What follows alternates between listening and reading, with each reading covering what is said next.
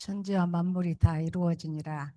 하나님이 그가 하시던 일을 일곱째 날에 마치시니 그가 하시던 모든 일을 그치고 일곱째 날에 안식하시니라. 하나님이 그 일곱째 날을 복되게 하사 거룩하게 하셨으니 이는 하나님이 그 창조하시며 만드시던 모든 일을 마치시고 그날에 안식하셨음이니라.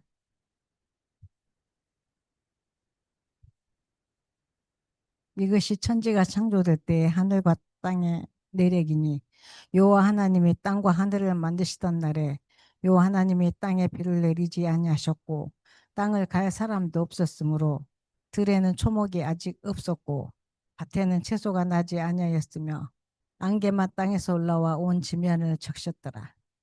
여호와 하나님이 땅에 땅의 흙으로 사람을 지으시고 생기를 그 코에 불어 넣으시니 사람이 생명이 되니라. 여호와 하나님이 동방의 에덴에 동산을 창설하시고 그 지으신 사람을 거기 두시니라. 여호와 하나님이 그 땅에서 보기 아름답고 먹기에 좋은 나무가 나게 하시니 동산 가운데에는 생명나무와 선악을 알게 하는 나무도 있더라. 강이 에덴에서 흘러나와 동산을 적시고 거기서부터 갈라져 네 근원이 되었으니 첫째의 이름은 비손이라. 금이 있는 하윌라 온 땅을 둘렀으며 그 땅에 금은 순금이여 그곳에는 베델리엄과 호마노도 있으며 둘째 강의 이름은 기온이라. 구스 온 땅을 둘렀고 셋째 강의 이름은 히데겔이라. 아수르 동쪽으로 흘렀으며 넷째 강은 유브라데더라. 아멘. 아멘. 네. 그다음 말씀 15절부터 25절부터 25절까지로 함께 읽겠습니다. 여호와 하나님이 그 사람을 이끌어 에덴 동산에 두어 그것을 경작하며 지키게 하시고 여호와 하나님이 그 사람에게 명하여 이르시되 동산 각종 나무의 열매는 내가 임의로 먹되 선악을 알게 하는 나무의 열매는 먹지 말라. 내가 먹는 날에는 반드시 죽으리라 하시니라. 여호와 하나님이 이르시되 사람이 혼자 사는 것이 좋지 아니하니 내가 그를 위하여 돕는 배필을 지으리라 하시니라. 여호와 하나님이 흙으로 각종 들짐승과 공중의 각종 새를 지으시고 아담이 무엇이라 부르나 보시려고 그것들을 그에게로 이끌어 가시니 아담이 각 생물을 부르는 것이 곧 그 이름이 되었더라. 아담이 모든 가축과 공중의 새와 들의 모든 짐승에게 이름을 주니라. 아담이 돕는 배필이 없으므로 여호와 하나님이 아담을 깊이 잠들게 하시니 잠들매 그 갈빗대 하나를 취하고 살로 대신 채우시고 여호와 하나님이 아담에게서 취하신 그 갈빗대로 여자를 만드시고 그를 아담에게로 이끌어 오시니 아담이 이르되 이는 내 뼈 중에 뼈요 살 중에 살이라. 이것을 남자에게서 취하였은즉 여자라 부르리라 하니라. 이러므로 남자가 부모를 떠나 그의 아내와 합하여 둘이 한 몸을 이룰지로다. 아담과 그의 아내 두 사람이 벌거벗었으나 부끄러워하지 아니하니라. 아멘. 어,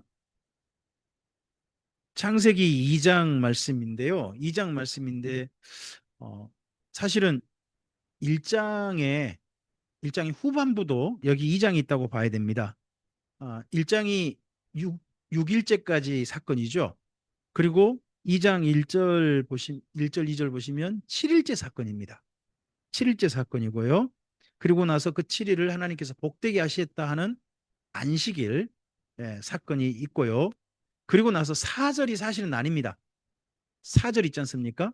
4절 중간에 이것이 천지가 창조될 때 하늘과 땅의 내력이다라고 인이할 때 그 다음에 좀 슬러시를 하시겠습니까? 1장이 어디까지냐? 1장이 여기 2장 4절 첫머리 이것이 천지가 창조될 때 하늘과 땅의 내력이다 하는 데까지가 1장인 거예요. 1장이고 2장은 이 표현으로 시작하는 겁니다. 여호와 하나님이. 자, 그래서 여기 1장과 2장은 좀 구분이 좀 돼야 될 부분이 있어요. 1장에서는요, 천지 창조, 뭐 지구 창조부터 우주 창조부터 해가지고 지구를 만물을 가득하게 하시는 사건으로 채워 가잖아요. 그런데 2장에서는 그렇지 않아요. 그 가운데서 어디만 사람 창조 부분만 자세하게 봐요. 성경을 읽다 보면 성경에서 이런 표현법이 제법 많아요. 앞에 간단하게 기술을 하고요. 간단하게 서술을 하고 그리고 난 다음에 그 간단하게 했던 내용을 뒤에 자세하게 좀 더 좀 돋보기를 들이대듯이 좀 더 자세하게 어떤 사건을 말씀하는 경우가 있어요. 근데 여기도 1장에서는 천지창조 전체 내용을 이야기하고요. 여기 2장에서는 그 가운데 사람 창조 부분만 자세하게 이야기하는 걸로 돼요. 근데 큰 특징이 있어요. 앞을 좀 보실까요? 제가 좀 간단하게 정리를 해봤는데요. 1장과 2장이 다 사람 창조가 있어요. 사람 창조가 있는데 이 표현상 보면 중요한 몇 가지 구분점이 있어요. 이런 부분들은 좀 이해하시고 좀 여러분 읽으시면 훨씬 성경이 있는데 좀 도움이 될 수 있어요. 1장에서는 하나님이죠. 하나님이 원래 표현이 엘로힘이에요. 1장에서는요 여호와라는 단어가 한 번도 안 나와요. 여호와라는 단어가 안 나와요. 2장에서 여호와라는 단어가 처음으로 등장하는 거예요. 1장에 전부 다 하나님이 이렇게 하셔요. 전부 다 읽어보시면 1장엔 전부 다. 그리고요 1장에서 사람 창조는 언제냐 그러면 짐승까지 창조되고 난 다음에 사람 창조죠. 짐승까지 다 창조되고 난 다음에 맨 마지막에 창조된 게 사람으로 등장해요. 그죠? 그렇게 돼 있습니다.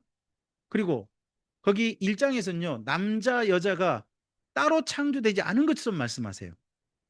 남자와 여자를 창조하시고 이렇게 얘기해요. 그냥 1장에서는. 그리고 1장에서 뭐가 없냐 그러면 에덴 동산이 없어요. 사람을 에덴 동산에 두셨다 이런 내용이 1장에는 없어요. 없어요. 근데 2장에 넘어오면 1장과 달리 하나님의 거룩한 이름으로 시작해요. 여호와 하나님이. 그래서 1장과 2장에 구분할 때 하나님에 대한 표현이 다르다는 걸 한 가지 기억하셔야 돼요. 우주 전체 창조 있잖아요. 천지 창조 전체를 하실 때 하나님은요 엘로힘이세요. 하나님이란 분으로 소개되고 있어요. 근데 2장에서 사람을 창조하실 때 있잖아요.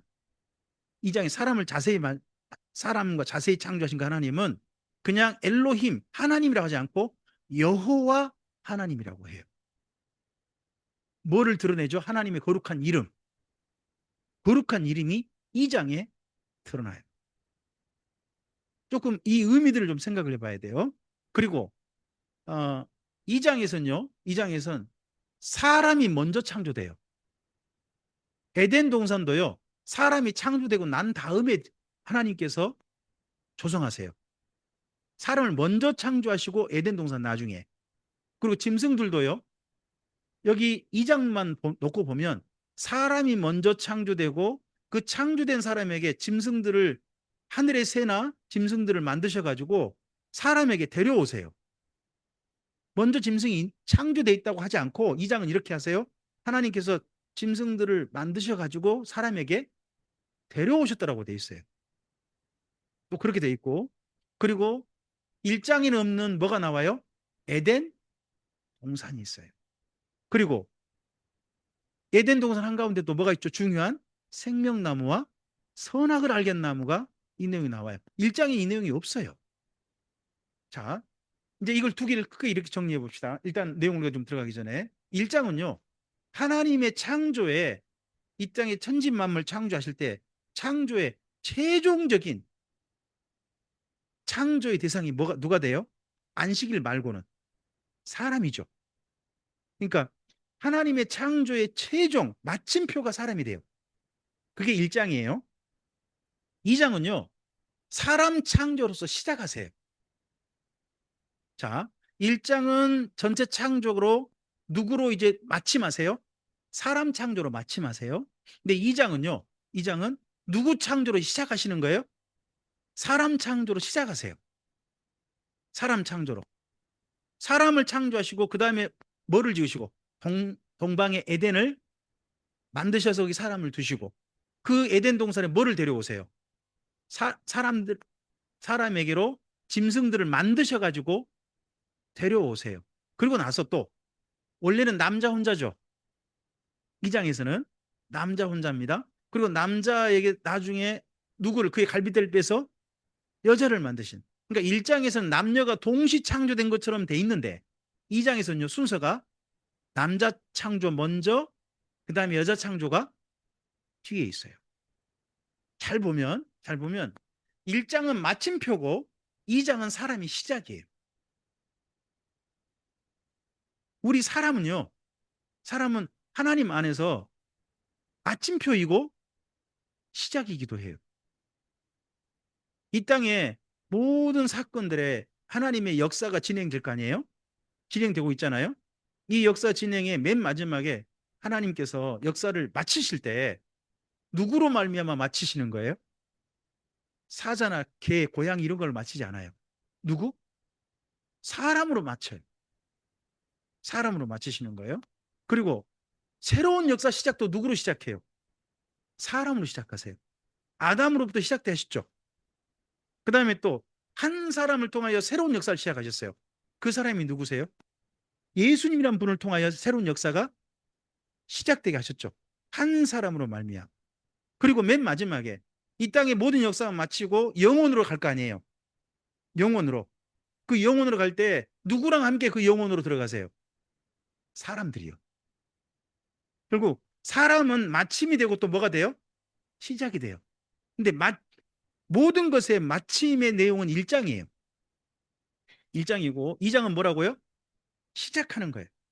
근데 시작할 때 하나님은 어떤 분으로 등장하세요? 엘로힘이 아니에요. 어떤 하나님? 여호와 하나님이에요. 거룩한 이름으로 등장하세요. 하나님께서 자기 이름을 드러내신 거예요. 누구를 창조하시면서? 사람을 창조하시면서. 그래서 하나님께서는요, 사람에게 자기 이름을 드러내셨어요. 그럼 그렇게 이름을 드러내신 하나님께서 사람들을 또한 어떻게 대하실까요? 이름을 불러주시는 거예요. 예수님께서 이 땅에 오셔서 주님의 사람들에게 하신 이야기가 있어요. 양은 목자의 음성을 듣고요. 목자는 양의 이름을 부른다. 제가 이 이야기를 우리나라식으로 하면 제게 이해가 잘 안 됐어요. 여러분 집에 예전에 소나 염소나 이런 거 키우신 집 있으시나요? 개 말고 소, 염소 이런 거 키우신 집 있나요? 염소 혹시 이름 지어진 집 있었나요? 소는 혹시 이름 지었나요? 누렁이? 그런 이름 별로 안 지어요. 이름 안 지어요. 제 시골에서 이름을 지은 기억이 거의 없어요. 이름이 딱 붙어 있는 건 개밖에 없어요. 닭이 집에 이렇게 표현 우리 식으로 달구 새끼들이 워낙 많은데 그 닭들에게 이름 붙여준 집은 한 집도 없어요. 전부 다 누구한테만 이름 붙여주면 걔한테만 이름 붙여줘요. 걔한테만. 걔한테 이름을 부르고 오잖아요. 그래서 우리는 양의 이름을 붙여준다는 게 이해가 안 돼요. 저는. 근데요. 이쪽 땅에 가나안 땅에 가보면 이게 이해가 돼요. 가나안 땅의 베두인 족속은 지금도 그 저녁이 되면 우리에다가 이 양무리 전체를 드러낼 때 한 마리 한 마리 이름을 불러주면서 넣어요. 그러면 이 양들은요 누구 음성을 알아먹어요? 자기 주인의 음성을 알아먹는 거예요. 그러니까 이게 그 땅에는 흔한 일이에요. 흔한 일이에요. 그걸 예수님과 주님께 택함 받은 사람들의 관계 속에서 예수님은 그 사람의 이름을 불러주고 그 사람은 예수님의 음성을 알아듣게 된다 하는 걸 양과 목자 이야기를 하시단 말이에요. 그랬던 그 이야기가 창세기 2장으로 오면 사람을 하나님께서 지으실 때 일부러 자기 이름을 드러내신 거예요. 우리 보고 그분의 이름을 부를 수 있도록 사람에게 자기 이름을 드러내신 거죠. 우리가 주변에 있는 수많은 사람들이 있죠. 많은 사람 있지만요. 특별하게 이름을 붙여서 불러주는 사람은요. 굉장히 의미 있는 사람들이에요. 어떤 사람한테 모든 지나가는 여자분들한테 제가 여보 여보 그러면 제가 어떤 사람이에요? 누구한테만 붙여줄 수 있어요? 그러잖아요. 의미 있는 사람에게 하는 거잖아요. 아버지란 이름은요. 뭐 제 친구 아버지한테 아버지를 할 수도 있죠. 근데 제가 아버지라는 건 제 아버지잖아요. 또 제가 모든 분들한테 엄마, 엄마 그럴까요? 아니죠. 의미 있는 분에게 하는 거잖아요. 의미 있는 분에게 사람은요, 이름을 불러줘요. 호칭을 붙여주는 거예요. 이게 어디서 출발되는 거냐? 창세기 2장이에요.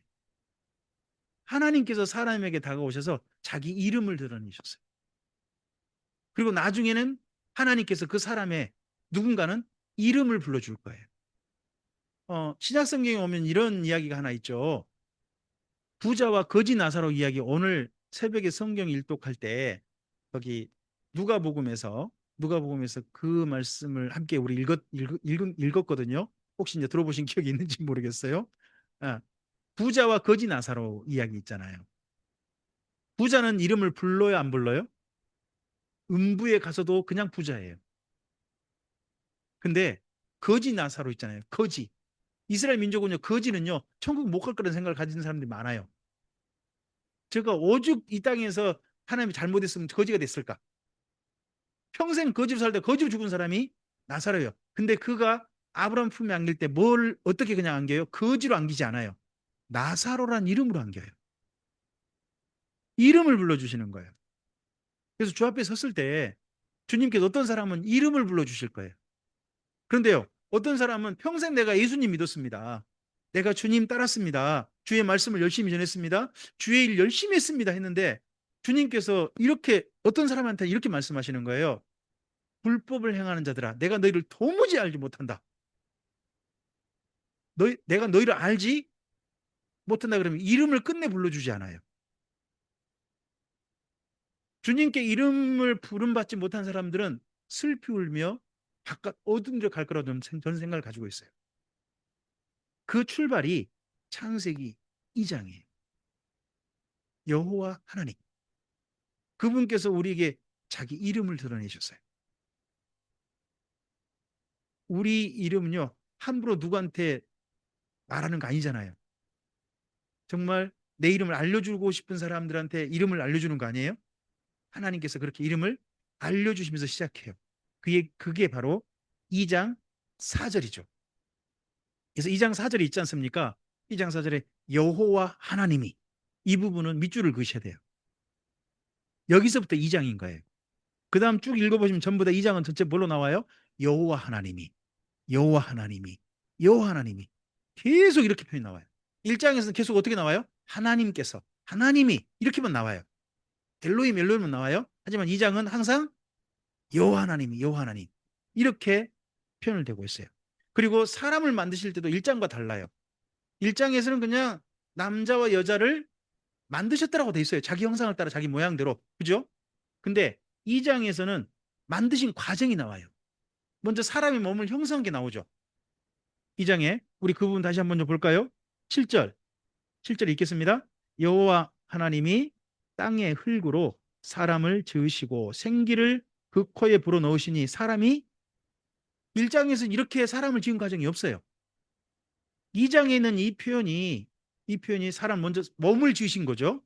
그리고 그 몸을 형성하고 난 다음에 하나님 그 코에 뭐를 불어넣으셔서 생기를 불어넣으셔서 사람이 생명이 됐다는, 생명이란 말은 살아있는 사람이 됐다는 뜻입니다. 살아있는 사람이 됐다. 그래서 사람이 죽었다는 것은요, 속에 있는 영이 떠나버리는 거예요. 영과 몸이 분리되는 것을 뭐라고 하냐 그러면 죽음이라고 표현해요. 성경은요. 죽음이라고 표현합니다. 사람을 그렇게 지으십니다. 그리고 여기 이 표현이 7절 표현이요, 나중에 신약 성경에 중요하게 사용된 데가 있어요. 그게 요한복음이에요. 요한복음 20장에 예수님께서 부활하셔서 제자들을 만나세요. 제자들을 만나셔가지고 제자들을 향해 이렇게 말씀하세요.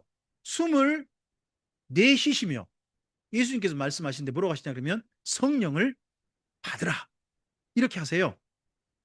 요한복음 20장에 그게 어디가 모티브가 되는 거냐 그러면 여기 2장 7절 이 말씀. 맨 처음에 사람들이 하나님께서 사람에게 생기를 보내서 사람이 산 사람이 되잖아요. 그런 것처럼 요한복음 20장에서는요, 우리가 주님의 사람으로 거듭나는 거잖아요. 새로운 삶을 사는 거잖아요. 새 생명을 얻게 되는 거 아닙니까? 그 새 생명 얻는 게 뭐예요? 예수님께서 우리 코에 우리에게 숨을 내쉬시며 성령을 받으라. 성령 받은 이에게 새로운 삶이, 살아있는 새로운 삶이 시작되는 것이 나중에 요한복음 20장에 여기 있는 말씀을 모티브로 해가지고 거기에 가는 겁니다. 그리고 사람을 먼저 지으셨죠. 그리고 난 다음에 보시기 바랍니다. 8절. 사람을 지으시고 나서 8절 읽어볼까요? 여호와 하나님이 동방의 에덴에 동산을 창설하시고 그 지으신 사람을 거기 먼저 누가 창조됐어요? 에덴 동산 창조되지 않았어요. 먼저 누가? 사람이 준비되어지고 그 다음에 그 사람을 위해서 하나님께서 직접 동산의 에덴을 준비하셨어요. 조성하셨어요. 저는요, 하나님께서 맨 처음에 이걸 맨 끝에도 다시 하신다고 생각해요. 이 땅에 우리는요, 집을 지을 때, 우리가 거할 장소를 지을 때, 마련할 때, 누구 손으로 마련해요? 우리 손으로 마련하는 거예요. 이 땅의 거는. 근데 맨 처음 사람들한테는 하나님께서 사람이 거할 장소를 직접 너네가 만들라고 하신 게 아니라 만들어 주셨죠. 그리고 요한계시록 가면 주님과 함께 영원히 살 사람들을 위해서 누가 초소를 직접 마련하세요? 예수님께서. 그래서 요한복음 14장에 보면 그런 말씀 있잖아요. 너희는 마음에 근심하지 마라. 하나님을 믿으니 또 나를 믿으라. 내 아버지 집에 거할 곳이 많도다. 내가 아버지 께 가서 너희 거할 초소를 마련해서 너희로 나 있는 곳에 너희도 있게 하리라 하신 말씀 하시잖아요. 그 예수님이 직접 마련하신 그 초소가 저는 새 예루살렘 성이라고 생각합니다. 근데 그게 맨 처음에 어디서 출발하는 거예요? 에덴 동산. 아담과 하와에게도 에덴 동산 직접 주셨잖아요. 그런 것처럼 나중에 요한계시록에도 하나님의 사람들에게 새 예루살렘 성을 주실 것 내용이 여기에 연결됩니다. 그리고 거기 두신이라 표현이 있죠. 8절에 거기 두신이라, 거기에 밑줄 좀 그어보시겠습니까? 거기 두신이라. 여기 거기 두신다는 표현이요. 이게 나중에 신약 성경에 굉장히 중요한, 신학자들에게 중요한 모티브가 돼요. 이게 뭐냐 그러면 지정하여 두시다예요. 그냥 그냥 그냥 몰아넣은 게 아니라 하나님께서 넌 여기 하고 지정하여 두셨다 하는 게 거기 표현이에요. 그래서요, 우리는 우리의 삶의 자리, 또 우리가 일하는 일터, 이 모든 것들이 하나님께서 지정하여 두셨다 하는 생각을 나중에 신약 시대에 가지게 되죠. 그러다 보니까 나중에 칼빈 같은 경우는 무슨 얘기를 하게 되냐 그러면 직업은 하나님께서 우리한테 부여하신 것이다. 하나님이 지정하여 두셨다면 우리가 하는 일도 거기 일하라고 누가 지정하여 두셨을 것이다. 하나님께서 하는 생각으로까지 발전을 해요. 그런 내용이 여기 사람들을 에덴 동산에 두셨다. 거기 두셨다 하는 이 표현과 나중에 시장성이 또 연결되어집니다. 그리고 그 동산 가운데는 선악을 알게 나무만 있지 않습니다. 9절 읽겠습니다. 여호와 하나님이 그 땅에 보기에 아름답고 먹기에 좋은 나무가 나게 하시니 동산 가운데는 생명나무와 선악을 알게 한 나무도 있더라 합니다. 여기에 에덴 동산에는 주로 어떤 나무가 많았다? 과일나무가 많았다 하는 건 분명한 것 같습니다. 과일나무가 많았다. 근데 동산 중앙에는 무슨 나무가 있었다? 두 그루가 있습니다. 어떤 분들은 동산 중앙에 뭐가 있냐 그러면 선악을 알겠냐만 있는 걸로 생각하시는 분들이 의외로 많습니다. 두 그루가 함께 있었습니다. 함께 있으되 하나님께 나중에 이제 말씀하신 게 있죠. 그리고 여기 에덴 동산은 땅의 위치가 어딜까요? 그 다음 말씀 봐보세요. 거기 10절 이하 보면 이 에덴 동산에 강이 4개가 흘러가잖아요. 그럼 에덴 동산은 땅의 위치 가운데 높은 데요, 낮은 데예요?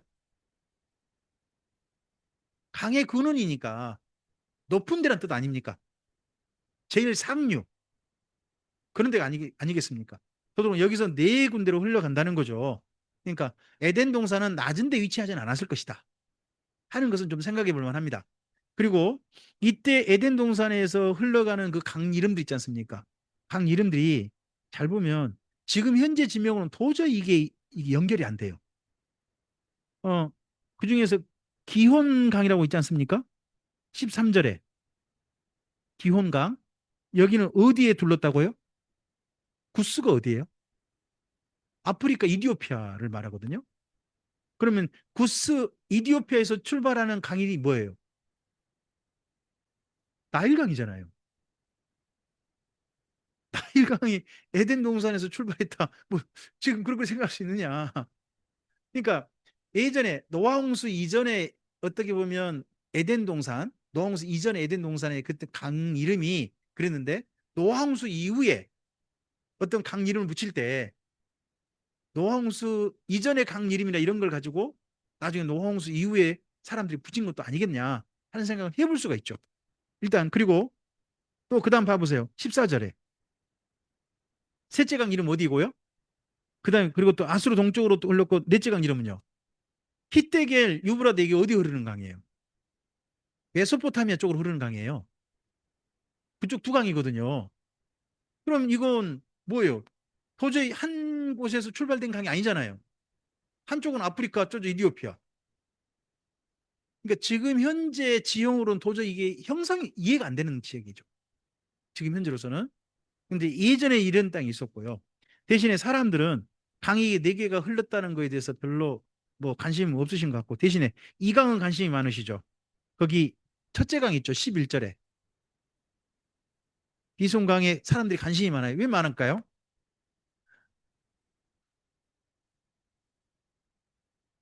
이 옆에가 비송기돈이라고 있었죠. 네. 금이 있는 하일라 온 땅을 둘렀고 또 그 땅의 금은 또 순금이고요. 그거는 베델리엄과 호마노도 있다고 그랬습니다. 여기 베델리엄은 거기 밑에 보시면 나와요. 호마노는 그 노란색 보석으로 제가 알고 있고요. 여기 베델리엄은 밑에 보시면 진주로 되어 있습니다. 진주. 그 나나주에 보시면 진주로 되어 있습니다. 네네. 아, 뭐 진주가 이거에 나왔다 이해가 되세요?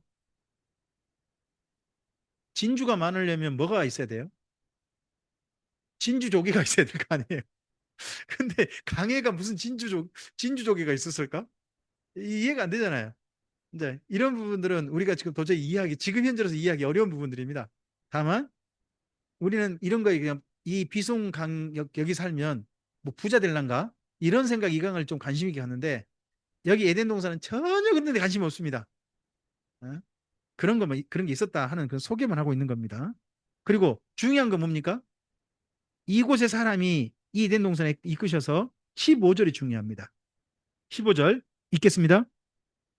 그 사람을 이끌어 에덴 동산에 두어 그것을 경작하며 자, 경작하게 하고 또 하나 지키겠다. 경작이 있단 말이 영어로 하면 TOL, 툴입니다. 툴. 실제 땅을 갖고 있다는 뜻입니다. 그럼 에덴 동산을 해서 사람들이 놀고 먹은 게 아니었다는 겁니다. 아담이 뭐 했다는 겁니까? 일을 했다는 뜻입니다. 일을 했다. 그래서 나중에 천국 가면 일을 할까요, 안 할까요? 이걸 고민하는 분들이 의외로 많습니다. 만약에 천국 가가지고 천전히 찬양만 하고 놀고 먹기만 한다면 천국만큼 재미없는 데가 없을 것 같습니다. 그래서 저는 이런 표현에 도리어 좀 더 좀 생각을 해볼 만하다고 봅니다. 예수님께서 이런 말씀하지 않습니까? 내가 작은 일에 충성했다는 것. 이 땅에 하는 일은 뭐에 불과하다? 작은 일이다. 그럼 진짜 일은 영생에 들어간 사람들이 하는 일들이 진짜 무슨 일이 해야 할 일이 있을지도 모르죠. 그래서 저는 노 목사님의 상상력에 상당한 조금 좀 그런 기대를 갖습니다. 노 목사님께서 어떤 상상을 하냐 그러면 성경이 있다 보니까 저 수많은 별들 있지 않습니까? 우주의 수많은 별들이 사람들을 위해서 분정해 놓으셨다는 겁니다. 주의 백성을 위해서 분정해 놓으셨다는 겁니다. 흩어서 정해 놓으셨다는 겁니다. 그러면 이 땅의 수많은 주님을 믿는 사람들이 나중에 나중에 어, 영생에 들어가서 저 많은 별들을 지구처럼 생명을 가득 채우는 그런 일들로 별 하나하나를 채우는 일을 하게 될지 우리가 어떻게 알겠습니까? 그러니까 지금이 하는 일은 작은 일이고 나중은 진짜 일을 할지도 모른다. 그래서 아담 때부터 뭐 했다? 사람은 일했다는 거예요. 어떤 사람들은 그 에덴 동산에 일한 적이 없다고 생각하는 사람들 의외로 있어요. 전혀 아닙니다. 땀을 흘렸다는 뭐는 모르겠습니다. 다만 경작했다. 실제로 에덴 동산을 가꿨다는 겁니다. 그리고 또 하나, 지켰다는 말은 사실은 돌보다는 겁니다. 이 에덴 동산을 실제로 돌봤던 일을 한 겁니다. 그리고 그 사람에게 하나님께서 주신 특권이 있죠. 16절, 17절을 함께 읽을까요? 여호와 하나님이 그 사람에게 명하여 이르시되 동산 각종 나무의 열매는 내가 이무려 먹되 선악을 알게 하는 나무의 열매는 먹지 말라. 내가 먹는 날에는 반드시 죽으리라 하셨습니다. 자, 여기 동산의 모든 각종 나무 열매는 먹는데 한 가지만 먹지 말라 그랬죠. 그러면 뭐는 먹을 수 있냐면 동산 중앙에 두 그루 있었죠. 생명나무도 있었고 선악을 알게 하는 나무도 있었잖아요. 그럼 동산 중앙에 있는 생명나무 열매는 먹어도 되나요? 먹지 말아야 되나요? 나머지 임의로 먹으라고 했지 않습니까? 다만 뭐만 먹지 마라. 하나님께서 그러면 모든 걸 다 허용하신 겁니다. 한 개만 허용하지 않으셨습니다. 한 개만. 이거에 대해서 저는 이런 설명을 들었는데 저는 상당히 좀 납득이 됐어요. 어, 제가 사랑하는 딸이 둘이 있습니다. 딸과 제가요, 뭐든지 할 수 있습니다. 같이 목욕도 할 수 있고요, 다 할 수 있어요. 근데요, 딸과 제가 해서는 안 할 일이 있다는 거예요. 그게 뭐냐 그러면요, 부부일이라는 겁니다. 거긴 뭐예요? 선이죠, 선. 마찬가지로 하나님은 누구세요? 창조주 하나님이세요. 사람은요, 피조된 대상이에요. 그 사이 뭐가 있을까요? 선이 있어요, 선. 그 마지막 선이 뭐냐 그러면 딱 유일한 선이 선악을 알게 한 열매는 먹지 말라. 나머지는 뭐 내 마음대로 다 먹어라. 다 허용하신 거예요. 사람들은요, 다 허용하신 게 관심이 갈까요? 하지 말란 게 관심이 갈까요?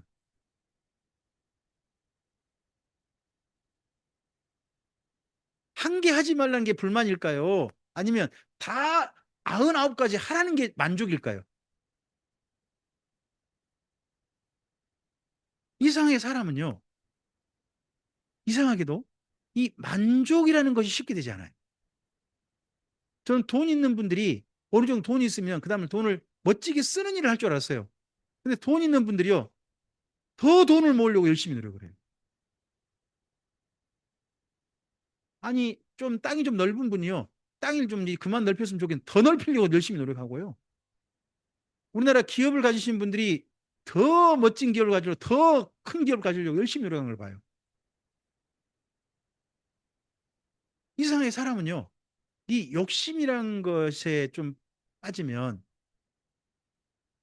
99개에 만족하지 않고 하지 말란 거 한 개가 불만인, 이 한 개 때문에 인생을 거는, 이런 게 참 슬픈데, 어쨌든 하나님께서요, 내 마음대로 먹어라. 단 동산 중앙에 있는 선악을 알게 한 열매는 먹지 마라. 먹는 날에 내가 반드시 죽는다. 이건 선을 넘는 행위라는 거죠. 자, 그러면 다르게 해볼까요? 선악을 알게 하는 열매를 먹지 말라는 게 사람들에게 복음일까요? 아니면 그냥 잔소리일까요? 복음이라는 거. 하지 말아야 할 걸 하지 말라고 하시는 말씀도 복음인 겁니다. 해야 할 걸 하라고 하시는 것도 복음입니다. 그래서 하나님의 복음은요, 맨 먼저 창세기 1장부터 출발하는 겁니다. 생육하고 번성하고 땅에 충만하라, 땅을 종고 땅을 다스려, 이 말씀도 복음이에요. 여기에서요, 땅을 에덴 동산을 주셔서 가꾸게 하셨잖아요. 이 일을 주신 것도 뭐예요? 복음이에요. 일을 주신 것도. 그리고요, 동산에 있는 모든 열매를 내 마음대로 먹으라도 뭐예요? 복음이에요. 거기에 선악을 알게 한 열매는 먹지 말라도 뭐예요? 사람에게 정말 사람을 위하는 기쁜 소식, 복음이란 말이에요. 근데 우리는 하지 마라 그러면 그게 복음으로 들려요? 잔소리로 들려요? 이게 참 문제예요. 사람에게. 말라는 것은 안 하는 게 사람에게 가장 좋은 겁니다. 하는 게 하지 말라고 하신 것은. 그리고 사람에게는 이 1장과 좀 다른 게 나와요. 그게 18절이죠. 1장과 다른 특별한, 정말 특별한 게 있습니다. 읽겠습니다. 여호와 하나님이 이르시되 사람이 혼자 사는 것이 좋지 아니하니 내가 그를 위하여 돕는 배필을 지으리라. 네, 이 돕는 배필, 이것 때문에 이 다음에 여인이 탄생하죠. 여인이 탄생합니다. 그리고 그 여인이 탄생 전에 사람에게 먼저 이 남자에게 주신 혜택이 있죠. 그의 능력이 좀 보입니다. 19절부터 20절 한번 읽어보시겠습니까? 여호와님이 흙으로 각종 들짐승과 공중의 각종 새를 지으시고 아담이 무엇이라고 부르나 보시려고 그것들을 그에게로 이끌어 가시니 아담이 각 생물을 부르는 것이 곧 그 이름이 되었더라. 아담이 모든 가축과 공중의 새와 들의 모든 짐승에게 이름을 주니라. 아담이 돕는 배필이 없었다고 합니다. 자, 이 땅의 모든 짐승들이요, 아담이 이름을 주었습니다. 짐승들을 부르는 그 특징을 따라서 이름을 줬다는 거예요.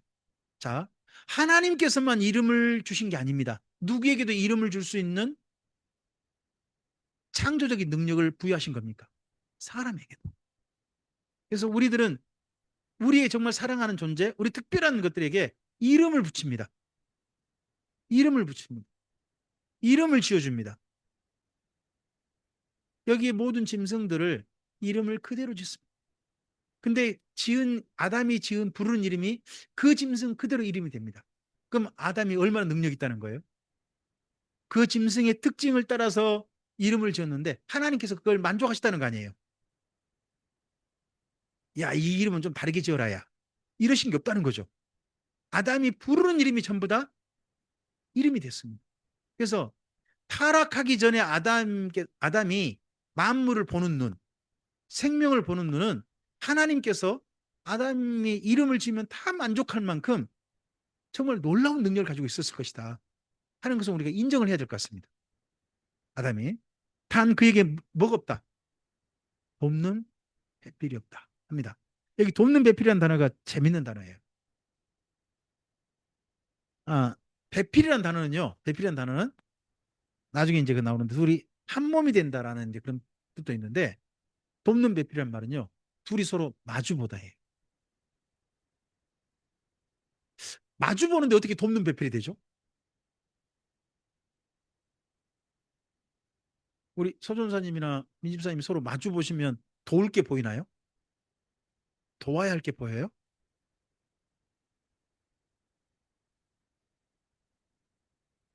이게 원래 돕는 배필이라는 단어가 무슨 말이냐 그러면 서로 마주보다예요. 앞에 보다요, 앞을 보다. 보면 보면 서로 보면 도와야 할 게 보여요? 아니면 씹을 게 보여요?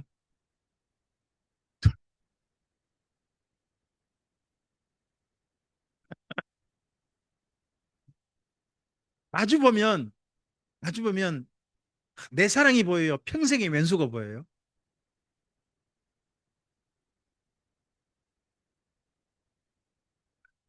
이 돕는 배필이 그 단어예요. 서로 마주보다예요. 근데 마주보는 사이가 주님은 어떤 사이가 되길 원하신 거예요? 하나님께서는 사람들이 맨 처음 남자 여자가 부부가 서로 마주보게 하신 거예요.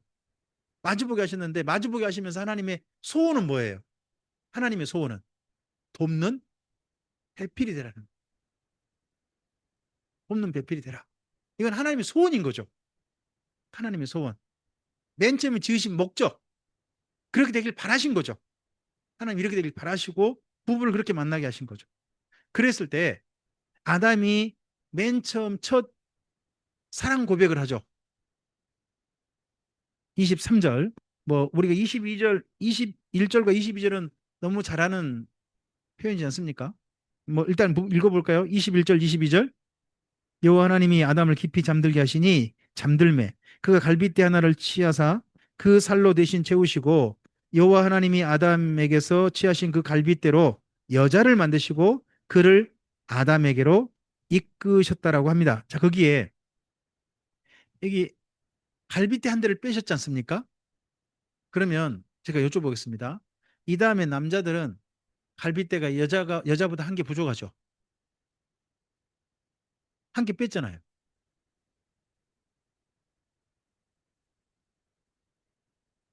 이렇게 이 부분을 가지고 공격하는 그 기독교 안티 기독교인들이 있어요. 이걸 근데 너무 너무 어리석은 질문에서 의외로 속아 넘어가는 기독교인들이 의외로 많아요. 쉽게 이런 거죠. 제가 손가락이 잘렸어요. 살다가. 그럼 내 아들은 손가락 태어날까요? 그런 거죠. 맨 처음에 아담에게 갈빗대 정상적으로 있었어요. 그중에서 한 개 뺀 거예요. 그러니까 최초의 장애인이 아담이에요. 아담은 최초의 장애인이에요. 갈빗대 한 대가 부족해요. 아, 그 아담과 하와에게 없는 건 아시죠? 뭐가 없는지는. 배꼽이 없죠. 엄마 뱃속에 태어나지 않았기 때문에 배꼽은 없잖아요. 또 뭐가 없죠? 배꼽 있다는 것은 부모가 없어요. 부모가 없다는 또 그런 게 좀 있거든요. 근데 이 아담은 갈비탄들을 빼고 아담하죠. 그리고 또 하나 좀 생각해 보세요. 하나님께서 1차 가공품으로 남자를 지으셨죠. 그다음에 하나님의 최종 가공품, 최종적인 작품은 누구예요? 여자잖아요. 여기 봐보세요. 맨 먼저 남자를 지으시고요. 그다음에 에덴 동산, 그다음에 짐승들 지으셨잖아요. 그리고 난 다음에 최종적으로 지금 마지막 작품은 뭐예요? 하나님의 마지막 작품은 여자예요. 그러니까 남자가 좀 더 하나님의 어떻게 보면 모든 심혈이 다 기울어 들어갈까요? 여자가 좀 더 심혈을 좀 기울이셨을까요? 아무리 봐도 1차 가공품보다는 2차 가공품이 좀 더 좀 나쁠 수 있죠. 그러다 보니까 미적 기준을 보면 여성이 좀 더 좀 아름다워지는 그런 것들은 좀 있는 것 같아요. 응? 하나님께서 최종적으로 해서 지으신 것은 이렇게 된 거예요. 이것도 이 장도 그러니까 우리 지금 봐보세요. 남자로 시작해서 여자로 마무리되어져요. 이 장이 하나님 지으신 과정이 그래서 사람으로 시작해서 사람으로 마무리되는 것이 이 장의 창조 과정이잖아요. 그 안에 남자와 여자 사이에 뭐가 들어가요? 에덴 동산이 들어가고 모든 짐승이 들어가고 그리고 이 둘을 창조됨으로써 창조가 완성이 되어져요. 완성이 되어지는 이 장은 이제 독특해요. 사람이 있고 사람과 사람 사이에 모든 생명이 들어가 버리는 그런 또 에덴 동산 들어가 버리는 독특하죠. 그리고 그런 아담이 하나님께서 여자를 데려오자 했던 말이 있죠. 23절 함께 읽겠습니다. 아담이 이르되 이는 내 뼈 중에 뼈요 살 중에 살이라 이것을 남자에게서 취하였은즉 여자라 부르리라 하니라. 여기 남자 여자는요. 아담이란 말이 아니에요. 여기 좀 재밌는 좀 어떻게 이스라엘식 좀 독특한 표현인데 뭐 하여튼 그 단어 여러분 지금 현재 여기 성경이 없네요. 여기 성경이 없습니다만 조금 다른 그 번역본들 있지 않습니까? 찾아보면 어, 이샤, 이쉬 이런 말이 나와요.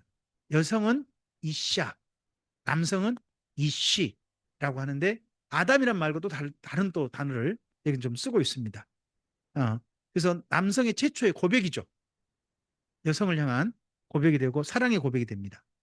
이 고백은 뭐 부부 사이에 굉장히 필요한 고백이니까 이런 고백들은 뭐 부부 사이에 아름답게 하시면 좋겠습니다. 어. 자, 대신에 24절을 보시기 바랍니다. 24절 읽겠습니다. 이러므로 남자가 부모를 떠나 그의 아내와 합하여 둘이 자, 어, 누가 부모를 떠나야 합니까? 결혼은요. 결혼은 남자가 부모를 떠나는 겁니다. 남자가 독립을 해야 됩니다. 남자가 부모에 종속돼 있으면 그건 부부로서의 독립이 안 됩니다. 남자가 독립을 해야 됩니다. 보면 남자가 떠나라고 돼 있습니다. 남자가 독립할 수 있어야 첫째 가정이 이루어지는 겁니다. 그리고 그 누구랑 합해야 됩니까? 이제는 엄마랑 합하거나 이래서는 안 됩니다. 누구랑 합해서? 아내와 합해야 됩니다. 이 합하다는 단어가 재밌는 단어입니다. 찰싹 달라붙답니다. 뜻이 합해야 한다 뜻 자체가 찰싹 달라붙답니다. 달라붙어서 둘이 이제 한 몸이 되라. 둘이 이제 하나가 돼야 된다 하는 것이 중요한 가정의 출발이 됩니다. 이제 이 부분을 가지고 24절을 가지고 이단들이 이상한 엉뚱한 소리 하는 겁니다. 자, 여기 남자가 여기 24절의 남자는 누구예요?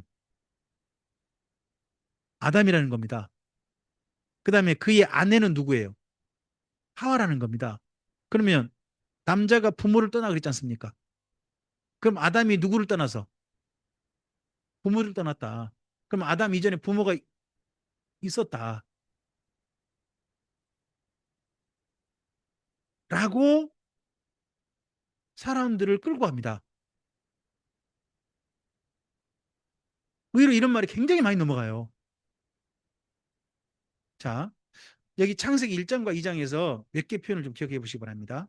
하나님께서 맨 먼저요, 빛이 있으라 그러시고 난 다음에, 있으라 그러고 난 다음에 이렇게 나오죠. 저녁이 되고 아침이 되니 이는 첫째 날에 그러죠. 나오잖아요.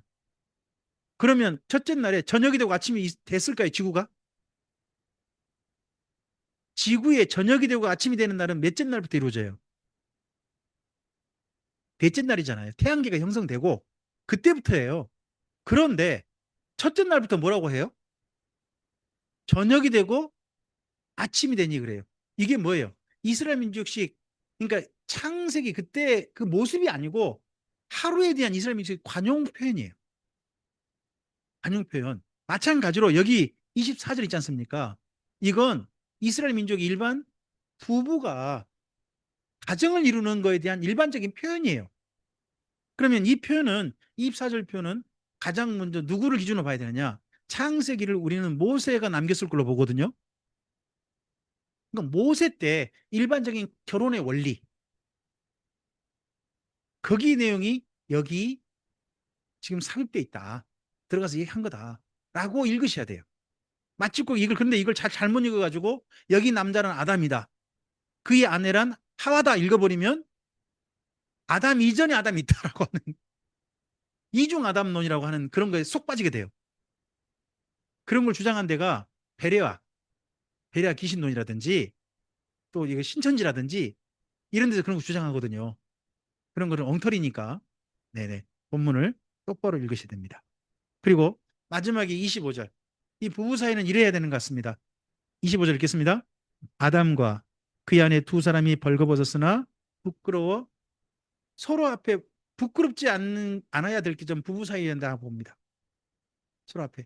근데 저는 그대 앞에만 서면 왜 이렇게 작아지는가? 부끄럽게 너무 많고 그래서 좀 미안한 게 참 많고 하니까 그런 게 좀 있는 것 같습니다. 근데 할 수만 있으면 부부 사이는 서로 부끄럽지 않는 사이가 되는 서로 간에 그게 가장 아름다운 사이 같습니다. 하나님께서 여기 2장에서 사람 창조를 하시면서 특별히 남자와 여자를 창조하시면서 부탁하신 몇 가지가 소원하신 몇 가지가 보입니다. 첫째는요. 서로 돕는 배필이 되라는 겁니다.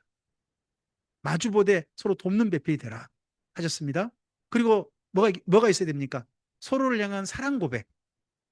아담의 사랑 고백이 있지 않습니까? 사랑 고백이 있는 사이가 되는 거 이걸 하나님이 기대하신 것 같습니다.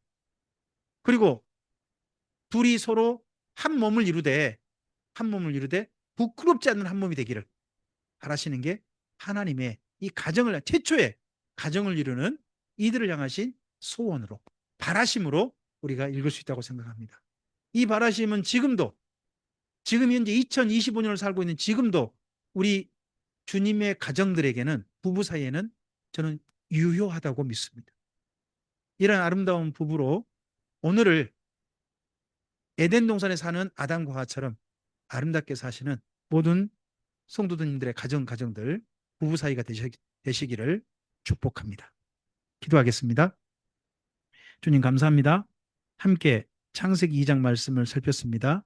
2장 말씀이 1장과 연결해 볼 때 또 독특한 관점으로 쓰고 있음을 봅니다. 1장은 하나님의 창조의 최종 작품으로서 인간을 말한다면 2장은 새로운 시작의 인간 창조가